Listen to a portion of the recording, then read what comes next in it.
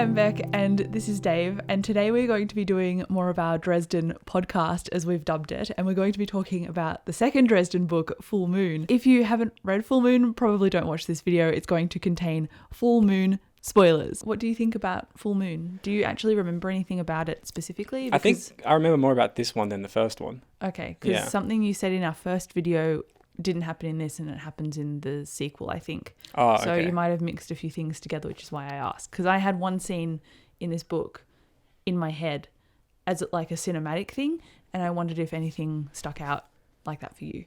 So Full Moon, this is the one with the werewolves, right? Yes. Yeah.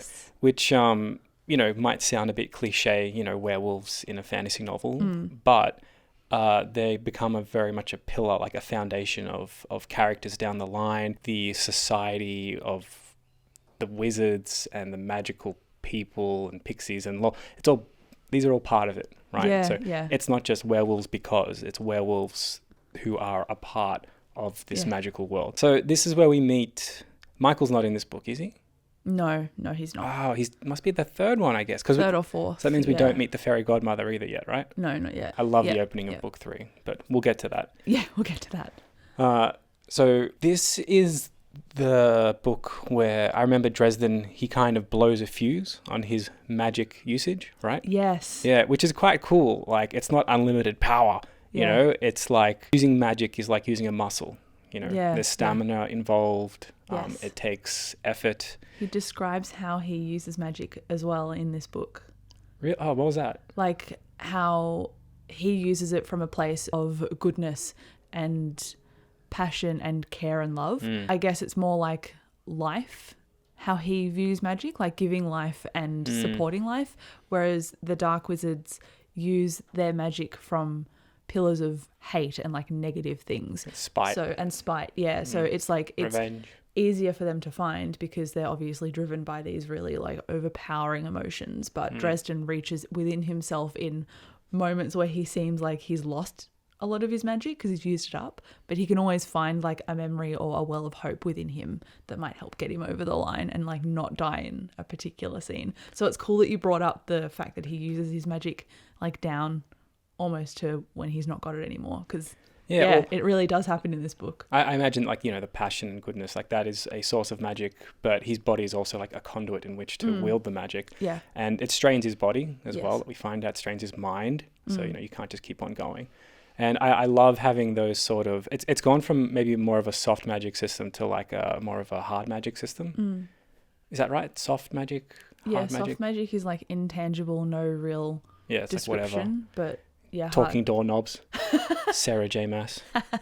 But hard magic has parameters, and I guess that's what's starting to become a thing in this book. Yeah. So we're starting to establish those. Yeah, those hard magic systems which have rules and limits, and now the characters have to find a way to use those confinements to work their magic. Yeah. to work their magic. I have a cinematic scene in mind that I remembered years ago from reading Full Moon. Did you have anything in mind as well? Like, there are 2 scenes that stick out to me, but I wanted to see if they were the same ones that you might remember. So I think this is the book where basically you really get a sense of this is, a wizard detective with a gun. Yeah. Right? Yeah. He'll use it. so that's what I love about man. Like, you think wizard detective, pew pew. But no, it's more like pow pow as well. Yeah. Like, which is really kind of refreshing because he uses all the tools at his disposal. Which is also like a handgun. Yeah. And I think there was a scene where he's getting chased down on like a highway. So he's like crashed his car or something. He's in like the ditch of the highway. Yep. And there's like a van of these werewolf guys coming at him, a group of werewolves. Yeah. And he's like, I'm out of magic. These werewolves are coming for me in this van. Like, so what I'm going to do is I'm just going to lie down, pull out my handgun, and like shoot out the tires or something. Or does he use his magic to shoot out the tires, which blows the fuse? And then he's like, well, now he's a gun. Is that right? Yeah, basically he like you said before with the limits, he doesn't realize he's at his limit and he blows up the tires on this truck thinking that might kill the werewolves inside by making them crash on the highway. But you see I saw in my head the way that the werewolf like kicked out the windscreen and then comes out of the car to go head to head with him. And Dresden's like, I've got no magic left. I can barely stand right now. But they don't know that. All they know is that this magic wizard just blew up their car. They're like, oh, okay, hold on. Yeah, and these werewolves, actually, it's interesting you brought them up because there's different kinds of werewolves, but these ones are linked to Marcone and like the criminal underworld. Yeah. So, different factions. Yes. So Dresden basically kind of bursts in on them at the beginning of the book and he undermines the main guy's authority. And now this main guy... The alpha. Yeah, the alpha. And now this guy is like, well, I need to kill Dresden in order to make my pack respect me now. That's right. He doesn't really want to do it. No, he's like, I don't really want to do this, but I have to. Oh, that reminds me. Because the alpha of this pack, he's aging, isn't he? Yeah, so he is. Yeah. So I think he's doing this because... he is getting older now. So people are questioning whether or not he should still be leading the pack. Yeah. He wants to still be leading the pack. Yeah. So this is not just I have to do it because, the alpha says I must. Yeah, someone went against me, so I should pull them in line. It's also like, well, if I don't do this, I'm going to seem even more weak to my pack. So like I really got to get this done in order to like calm people down. Yeah. And this is just a mistake of Dresden. He followed a lead and it turned out not to be viable and he's just made a mess for himself, which is very much setting up the fact that Dresden just stumbles into stuff and causes his own issues. And that happens along a lot of books in the series. Yeah. So obviously this group of werewolves, like they're not great people either. Like, they take on some shady work. Yeah. But they're also like just doing their own thing when Dresden kind of just like bursts in. Yeah, that's right. It was a really good dynamic between like them. But what was the main plot again? It's actually harder to nail down in this one than the first book. I feel like this one was a bit more loose. It did have like a main plot. So it opens like a month after the first book and Dresden's in a bar and he's talking to this woman named Kim Delaney and Kim somehow knows Murphy, but she's also a magic practitioner, like a low-key magic practitioner. So she's trying to ask Dresden a few questions about this different magical circles and how to keep magic in and everything. And then Dresden is called away by Murphy to this very gruesome murder scene. And it's like, well, there's werewolves on the loose. And later on, Kim Delaney is one of the victims.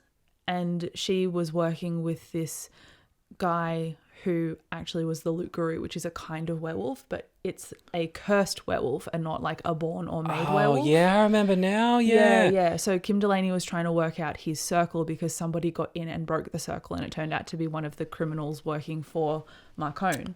That's right. I remember now. So the guy who's the Loot Guru, so he has been cursed for a long time, but he's not actually a bad person. He just has a curse. And he remembers all of the murders he does as the Loot Guru as well, and he doesn't want to do that anymore. So one of the big things about, like, he's very rich, but he does a lot of charity work. He tries to continue, he does a lot of, like, forest restoration work. Like, I think he's, like, even though he has this curse and he does these terrible things, he tries to atone for them through his life by trying to make a difference where he can. Yeah. So it which is a really cool character. Are they good? Are they bad? Yeah, I know. Well, he has been locking himself away when there's been a full moon, so he's trying not to kill people. Yeah, so when there is a full moon, he gets like a magic circle set up, everything. He's like, I'm going to be locked down tonight. I'm not going to kill anyone. But that's right. Someone comes in and breaks the circle and he goes on a rampage. Yeah, it's because the land restoration that he's linked to, because it's so like, it's like a cash cow, basically. It's a very like wealthy endeavor and Marcone is part of this whole deal. And so if Marcone knocks off the guy who is also in partnership with him, he's obviously going to get more of a profit. So he sends someone to like mess up the circle so that this guy then starts killing people and then gets framed for murders or something. Framed, not proven that he murdered. Yeah, well, proved and framed. There's more going on there with different werewolves and people involved. At a certain point, the FBI gets invited in on the case, and those are made werewolves because they have the belts that turn them into the werewolves. Oh, yeah, there's a faction within the FBI that are werewolves. Yeah. But they're not like the FBI on a federal level. They don't know about them. It's just that this group of FBI agents, they found out werewolves exist. they want in on the power of being a werewolf. To fight crime, but then the power gets to their heads. But they enjoy the killing too much, and that starts to take over, yeah. And actually, I got it wrong, sorry. It wasn't Marcone who broke the circle, it was those FBI guys, because they did a few murders by accident because the power went to their heads. And then they were like, well, we can frame this Loot Guru guy instead and break his circle. And yeah, Marcone was obviously involved in all that too. And initially, he doesn't think the FBI guys are the enemy because he hired them for protection against the Loot Guru. Turns out, obviously, they are the bad guys. And so that leads to all the events at the end of the book as well. That's great. Yeah. That's such a good story. It's a cool story, but it was a bit more, I don't know. There's lots of moving pieces for this one. Yeah. I think. It's not as tight as book one, but it's still pretty good. It's still pretty good, yeah. And this is the book that ends with Susan. She captures something on camera, right? Yes, she does. So it's, I guess if there was ever an adaptation made of this, a good TV adaptation, there was a TV adaptation made of it. Yeah, a good one though. It was horrible. So if a good one's made that's faithful to the books, it would have to be based in, I guess, late 90s, early 2000s. Yeah, I think that's when the book is set anyway, because there's not really many people who have mobile phones. It's mostly just like desk telephones and stuff and payphones. Yeah. She captures basically Dresden fighting was it the Loot Guru or yeah, it was the Loot Guru on camera, and like that she puts that out into the world, but people just think it's a hoax, you know? Yeah, a little bit. She actually gets a lot of fame from it. So she becomes like a main reporter or something in her job. So she gets like renowned for it. But then the video eventually disappears like it never existed. Yeah. Eventually, the world moves on. They're like, was it real? Was it not? Whatever. Yeah, I think the video also disappears like a cover up as well, though. I think there's more to it in that back end that I haven't rediscovered yet reading the book. But I wanted to mention my cinematic moment that I remembered. Like the highway was one of them, but the other one was in the police station. So when they arrest him, damn, and he's like, it's near the full moon. Yeah. I actually remember the writing on the page for this moment because it was that impressionable. And it's the first time you get a sense of Dresden. He's not just smart, he is a powerful wizard. I also forgot how often he uses potions. Maybe it's more so in the first two books, but he used a not there anymore potion. So it helped him like dress up as a janitor and then break into the police complex in order to get to the Loot Guru. And no one really noticed him because of this potion. And he said that when people noticed him, he could see things in color. And then when their, I guess, notice faded away, then his vision would go back into black and white again as if he wouldn't be seen. It was really cool. Oh, wow. But the way that he did it, it was kind of slapstick as well in that Jim Butcher sense because he was wearing these like coveralls, but they were too small for him. So he's like, these will just have to do. And so he was wearing these crappy overalls, drank this potion, and was like, well, I hope this works. Yeah. So he snuck in and he, I think he doesn't want to get all those people killed, but the Loot Guru breaks through stuff so easily, like paper and their jail cells. Like. Yeah. So you describe the cinematic moment, and then I can tell you how I remember it if you want. Yeah, sure. I remember when Dresden was like at the end of his tether and he was trying to get away and the creature like grabbed onto his foot and he managed to get out of its grip and he was at the end of a corridor because he blasted them both apart. He's like, I underestimated the amount of force involved in this creature, coming back to magic as measurable. Mm-hmm. And so he used equal force to blast them away from each other, underestimated how big and dense the Loot Guru was and blasted himself to the end of a corridor. And then as he's at the end of the corridor, he can see the thing coming for him and Murphy comes out and stands in front of him and starts shooting the Loot Guru and he starts to panic for Murphy. But it turns out that the gun that she's using has silver bullets in it. So it freaks the Loot Guru out and he leaves. Yeah, it's so cool. I think I might be remembering a different cinematic moment then. That I remember, that was cool. But what I'm remembering is... because you jogged my memory when you said he sneaks into a police station, right? Yeah. But the Loot Guru then also breaks in. It breaks out. Oh. Because they arrested the guy because they're like, well, he's the killer. Oh. But then it was the full moon, so he turned while he was in the cell. Okay, so Dresden doesn't like get to him in time. No. But wasn't like, I remember a distinct point where Dresden, he blasts this thing through multiple walls of concrete. Yeah. Right? And one of those walls of concrete is like through another person's cell. He blasts this Luke-Garou like straight through the police station, basically, with such force. And it's almost, it's like a slapsticky kind of comedy moment as well, where like Dresden's at one end, like, and Luke-Garou's at the other end, like, and one of the cellmates pokes his head through. And he's looking at either end of them, and he goes like, damn, you know.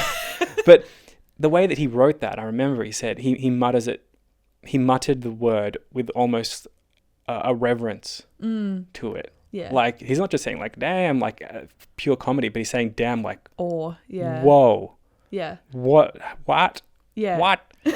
That does happen, but it's just before this, like, that moment happens. Yeah, so that's like one of the it, like, leads into the cool fight scenes. Like, the fight scenes aren't just, you know, blah, blah, blah, like things happen. It's like this happens and that leads to that, and then this happens. There's like stages to the fighting, which is great. Yeah, it's actually interesting in our first talk how you talked about Murphy's partner Carmichael, because when the Luke-Garou comes against them, before the fight in the hallway where Murphy shoots it and it goes off, it's before that. So it's after the jail cell through the walls, and then this moment happens, and then Murphy shoots it. So before Murphy can shoot it, she's actually attacked by Luke-Garou, and Dresden freaks out, and Carmichael tackles the Luke-Garou, and then it crushes him against the wall and it kills him.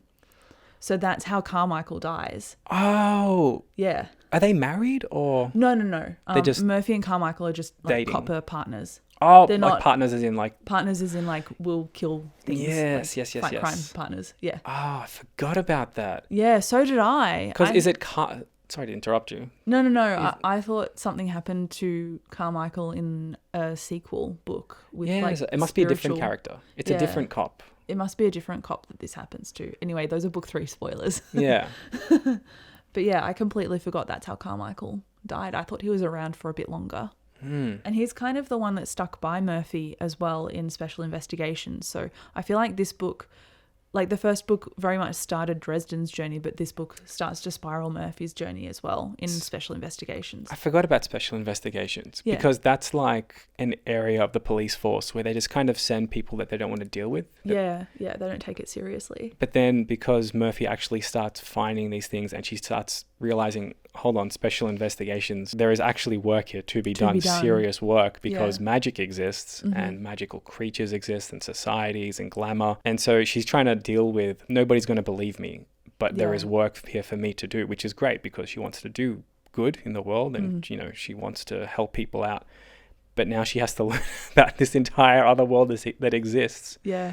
So she's sent there as like a demotion, but she realizes, no, I can do my job here. Yeah, and I like seeing the way that her career starts and how her trust and Dresden's trust start to form. Because I initially got very frustrated in my first read through. I was like, Dresden, what are you doing? Just tell Murphy what is going on. Because by not telling her things, you're not actually protecting her. You're making her more vulnerable. Like, tell her and then work together. But in my read through, I can actually see how Dresden has such deeply ingrained trust issues, and he feels like only himself can be trusted because he's had different betrayals in his past, and he doesn't want to trust the people close to him because he doesn't want to hurt them either. And you can see him trying to like reinforce that in his relationship with Murphy, but Murphy's obviously not like anyone else that he's known before, and she can be trusted. So it's cool to see that starting to grow as well, and Dresden recognize it. I really enjoyed that about this book. So many good foundations. Yeah, they really are. It's the kind of series that, like a second read through really does pay off. I'm one of those people who I don't like to read things twice. If I read it once, I'm like, time well spent. Yeah. Good. If I'm going to read this again, that would be wasted time because I know what happens. But in this circumstance, that's very cool. It's worth a reread. Yeah. And you get a lot more understanding of the surrounds of the characters. So the first like read through, you're going, I need to have brain space for all these characters. Yeah. But then the second read through, you know them already. You kind of roughly remember what happened. So it's cool to have more space to take in extra stuff that you missed the first time. Yeah. Yeah, like I said before, that extra brain capacity. Yeah, extra brain capacity. We should probably talk about Marcone because we mentioned him at the beginning and not since. And interestingly, there was this line that said Marcone's eyes are like the green of dollar bills or something. And I know that you said that in the first book. And I'm like, yep, I can see this. This becomes a recurring thing. It really is. You know what I want you to do as you keep on reading? I want you to keep a list of like phrases that they're just repeated every book. Bare your teeth. There was so much baring of was teeth. That was in this book. one? Yeah. Well, I mean, werewolves and dominance. Like, of course, you're going to get characters baring their teeth at each other. And, you know, like I remember on the Dresden subreddit, this is like a meme as well. Yeah. Everyone knows, like, oh, I've heard this before. And then there's that meme from Brooklyn Nine-Nine where it's like the captain and he's like, and you will hear it again. Yeah. Like, so it's like, I guess it's like, we get it. Jim Butcher gets it. It's just, I guess it's one of his quirks of writing. Yeah, you know? I don't dislike it. I kind of find it funny now. I feel like he writes these books as if you're going to pick up one randomly and then start reading that and you'd be like, and then it'll be fresh. Yeah. But who does that? What kind of weirdo just picks up like a book 6 in like a 15 book series and reads that one? The only thing I like, if you pick up a book like that in a series, the only reason I can think that you'd do that is if you had like a distant aunt or cousin or something and they know that you like reading and they're like, I don't know what to get you. So they just go to the bookstore, buy a book and give it to you. Like that is the only reason. Now we've got Goodreads, we've got the internet. Like we wouldn't pick up book 6 or 7 in a series randomly. Like it wouldn't happen. It's like my friend when he was a kid, he loved Pokemon and he had a Game Boy and his auntie got him Pokemon Pinball because she thought that was like Pokemon Yellow or something. So it's like, yeah, I get you. Yeah, like that's the only... It's the only way. It's like there was an attempt. Yeah, you tried. But Marcone... Marcone. He was a key player in this series. I think the reason that I didn't rate this like a full 5 stars was because sometimes it had a few moments in it that I went, really? Like that wouldn't happen? And I don't know if you remember, but at the end of the book, there's this huge pit. And that was the pit that Marcone was planning to trap the loot guru in. Turned out the pit really didn't work, and the FBI guys captured Marcone, Dresden, Murphy, the other street werewolves that were helping Dresden and Murphy out, and chucked all of them in the pit for the loot guru to eat, so that they would take care of each other's problem, and then the FBI guys would take care of the loot guru after it was finished. So they were trying to wrap up loose ends, and Marcone is hanging as bait to this pit, and the loot guru comes, but there's a whole sequence of dialogue that gets to happen between Dresden and Marcone, and they're like, Dresden's coming around the pit slowly so the loot guru doesn't jump on him, because the loot guru is looking at everyone and trying to figure out who to go for first, and then recognizes Dresden from the police station. And at the police station, it moved so fast you barely could think, right? But at this section, Marcone and Dresden are having like a full conversation, and Marcone cuts a rope from where he's hanging so that Dresden can grab it and like climb the side of the thing to get out of the pit. I don't like that wouldn't... Is it like one of those anime moments where like between punching each other like crazy fast, they have an entire conversation? Yeah. Yeah, it was kind of like that. So I saw it as like a movie moment, you know? It's not supposed to be like a real moment. There's werewolves, duh. But like some believability in there. Maybe it's a really big pit. Maybe it's a really big pit. I don't know. If I was a... Did they dig this pit? I remember the pit. Was it man-made? Was it like dug? Oh, it might have been man-made, but I'm not actually sure. That's a lot of digging. Yes, a lot of digging. Maybe they did it when they were werewolves and just like... That's an excavation. Yeah. But, Wait, did the FBI people make the pit?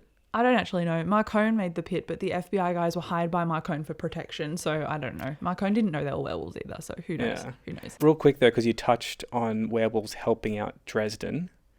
Oh, yes. Are these the werewolves that we come to know later? Yes, they are. But in this one, they're like barely college students. Yeah, they're like fresh. Yeah, fresh. Yeah, freshmen. And Billy is one of them. Billy and Georgia. I don't remember the others' names, but... So just real quick, because in America, is freshman like a first year? I think so, yeah. It makes sense. Freshman. The loot guru, when he's in his human form, he's got a wife named Tara, and Tara is like... I think she's a wolf who turned into a human. We know she's a shapeshifter, but she doesn't seem to act like a person. And she helps Dresden try and get her husband back so her husband doesn't kill anymore. So she's like from the spirit world? I think so, yeah. From the Fae world. Okay, yeah. So she's leading these kids because they're shapeshifters into wolves. And I think it's a new thing, but you don't know how they became werewolves. Is Billy one of them? Billy's one of them, yeah. He's like the leader of the college werewolves, called the street wolves. Oh, wait. And as well, isn't this when Billy's like a little bit of a tosser? A little bit, but he grows some respect for Dresden. You see it at the beginning because he really wants to help. Yeah. He's like really young. Yeah, he's a baby. Jeez. He's a baby. Yeah, so that's right, because this is where like that wolf pack starts to form. Yeah. So this obviously isn't the wolf pack that Dresden was fighting. This is a separate one full of one. young college kids that, you know, Dresden doesn't really like or get along with, but eventually they become very close. Good allies, good friends. Yeah, good allies. They play Dungeons and Dragons together. You know, they have pizza nights. Yeah. Oh. Yeah, it's nice. I liked where it began, honestly. But yes, back to the pit. Dresden is like scaling the wall of the pit, and the Loot Guru like yeets across the pit and jumps as if to Dresden, but he drops down the rope, so it lands in the wall of the pit. So after all this talk with Marcone, he then decides, okay, I'm gonna pounce now, and like goes for Dresden and misses. So here's the thing, right? Here's one thing that I figured out doing my own screenplays over the year is an author's job is to write. And that's all they got to do. They don't really need to figure out the logistics of how things work all that much. As long as it's in the realm of, you know, pushing your disbelief, then it's okay. Yeah, I feel like our imagination mostly fills in the rest anyway. Yeah, and it's like, so for me, when I had to do the screenplay for the Stormlight scene that I was doing, the action one, it wasn't until I actually got all of these, like I got a 6-7 foot warrior, I put them in a scene. I got this huge chasm fiend. I put that in the scene. I made it big. And then I could literally see how far the reach was on this thing. And then I could actually make the character run and see how fast they were running. And it wasn't until I actually had all this set up and I used like speed equals distance over time to make the character run at like 100 meters in like 9 seconds, which is like above Olympic athlete speed, you know, but in the realm of possibilities. It wasn't until I had all of that set up and the animations going, I realized that Brandon Sanderson had written that scene in a way that wasn't physically possible. Yeah, because he wouldn't have done the math. Yeah, like there's enough time for one swipe, not two. Yeah, but there were 2 blows. So that's why I made the chasm fiend kind of throw the cart. And that was blow number 1. Yeah. Right? Because that's... And then the actual swipe was blow number 2. Yeah. So, you know, an author's not going to do that, obviously. No. But that's what adaptations are for. That's why you get a good screenwriter to come in and say, it's not going to be 2 swipes, it's 1, but the first will be a cart. Yeah, exactly. You keep the, I guess, the meat of the scene, and then you change things around it to fit. You keep the bones, then you add the meat, yeah. Yeah, exactly. Yeah, that's a better analogy.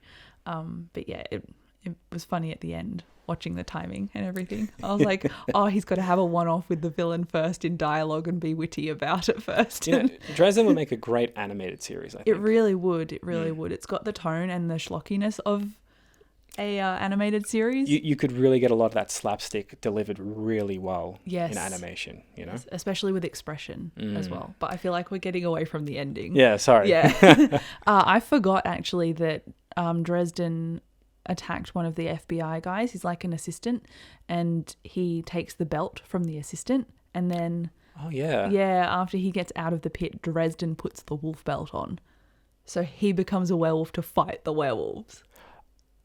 Wait, that's right, because the way that these werewolves become werewolves, it's through a fetish, a magical item. A fetish isn't a magical item. Wasn't it? But no, the way that they do it is through a magical item, not through like being bitten or infected. Yeah, it's a cursed belt that the werewolves, well, the FBI guys who became werewolves, they got it from this guy, but you never find out who the guy was. Really? Yeah, you don't find out who he is. Some guy. Just some dude. Some dude selling werewolf belts on the side of the highway. But that also mentions... Like Dresden mentions book 1 as well, when he says that you don't know where the Dark Wizard got all of his knowledge and ideas of how to harness all that power. So clearly this is setting up someone in the very dark background. You just reminded me. Yeah, no, because it does go a bit deeper than that. He said that these magical items originated from like France, right? And he questions like, why do these things exist? Yeah. This was great. Oh, yeah, you just jogged my memory. Yeah. And basically, Bob tells him, like, well, if you're a peasant in medieval France and, you know, you need to provide for your family and, you know, you need to go hunting and you need the strength to build, like, shelter, well, you're going to take on this magical item that keeps you warm in the winter, that gives you the strength to build those homes and hunt. That's why these exist. People made these out of practicality and basically to survive in the early days. But obviously they're left over now. Yeah, I think they're called a hex and wolf from memory. Oh, yeah. Which was a great bit of history. It is so like, oh yeah, that of course, you know, if you have a magical, that will exist. Yeah. So obviously the FBI agents came into contact with these belts, and that's where they originated from, which was really cool. Yeah, I really liked the lore of this book particularly, especially with all the different werewolves that you had. And I liked that the silver didn't really matter unless it was for the Loot Guru, like the cursed werewolf. So you needed the silver to purify it, whereas the other werewolves in the book, you could just shoot them or maim them and that would do the job pretty much, like normal bullets would work on them. But inherited silver had to be the thing that killed the Loot Guru. So inherited? Yes, inherited. So I think Murphy's bullets in the middle scene in the book worked because they were her earrings that she'd inherited from her family member. She made the bullets herself. And that's why the gun worked against the Loot Guru at the beginning. But the sun just went away. I know, the sun just disappeared. Thanks, Melbourne. But the necklace that Dresden wears from his mother, the silver amulet, that's what he starts to cast for getting rid of the Loot Guru. So after he's crawled out of the pit, after Murphy has helped everyone else out, after Marcone has been cut down and Dresden has shifted back from being a werewolf and taking out a lot of the FBI guys, it's a he just kills them, doesn't he? Yeah, he just goes for it. And Susan actually sees him doing it. Yeah, that's what she catches on tape, is it? No, she catches him using his amulet as the projectile to try and kill the Loot Guru. Yeah, that visual is not what people understand watching the video because they see Murphy afterwards like shooting the Loot Guru. So they see her as a hero. So that kind of boosts her career in special investigations. Yeah, but before that happened, Susan was like, Harry, what are you doing? And she gets him to recognize that he is almost killing this guy instead of just like stopping him. When he's in a wolf form. When he's in a wolf form, yeah. So she stops him from killing someone because the power is starting to get into his head. And for someone who's got such a strong will, the fact that it can corrupt even him, like, you know that the belts are bad news. Yep. But yeah. Like the Death Note book. It'll corrupt you. It'll corrupt you. You start killing criminals for good and then you become the criminal, which is what these werewolves were. Yeah.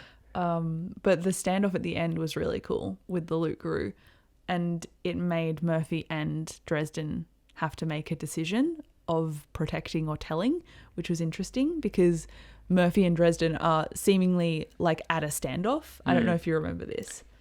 And over Murphy's shoulder, Dresden can see the Loot Guru coming and it's going to kill both of them if he doesn't do something, and he's almost out of magic, but he starts to like use his mother's amulet and like spin it around, and like that's what the spell is, or he can't stop casting the spell. So when Murphy's like, Dresden, what are you doing? Like he can't answer her. Yeah, she doesn't know if he's going to like hurt her. Yeah. And then behind him, something else is going on, but he doesn't know.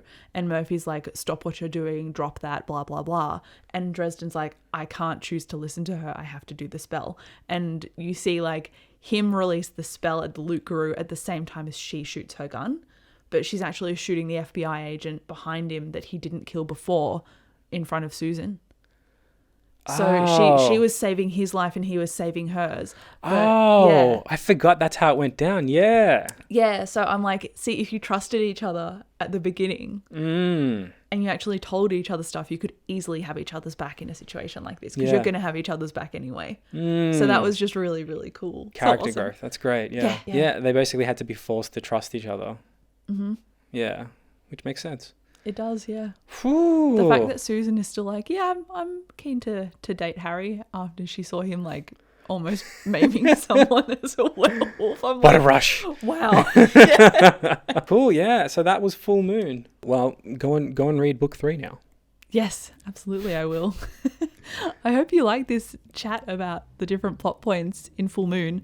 Let me know what you thought of the book. I don't think we discussed anything about like the plot, the pacing, the themes. Well, I mean, you know, we discussed the plot, I guess. Yeah, the plot. There were themes. Yeah, so trust, putting trust true. in someone, that's a nice Trust, theme. yeah. Family, the foundations of family, the beginnings of meeting people and relationships, and how Connection. it needs to go both ways, you know, Yeah. to form a meaningful connection, a lasting connection, which Yes. a lot of these relationships do end up being. Yeah. I like that Dresden's books, or Jim Butcher's books of Dresden, become like found family, because you can see Dresden starting to forge these connections, even though he feels like he's alone. And he's forging these now after a long time of not having connections, which you don't realize up until now. Like looking back, that's when you realize he's gone a little while now. Yeah. With being a bit of a shut-in. Yeah, he really has. He's very much a recluse. He's only really had Bob, and, you know, Bob is a spirit. Like, he doesn't really count as another human interaction. You just bring back so many memories. I can't actually wait. I want to talk to you about the next ones. Michael, man, he's in the next book, isn't he? I think so. I haven't read the synopsis, though. Wait, what's the third book called? It's called Grave Peril, and the description is the spirit world has gone loco. It is the next book then. Okay. I'm pretty sure. Yeah. I'm looking forward to discussing more Dresden books. But yeah, thank you so much for watching. We'll talk to you in our next video. Bye.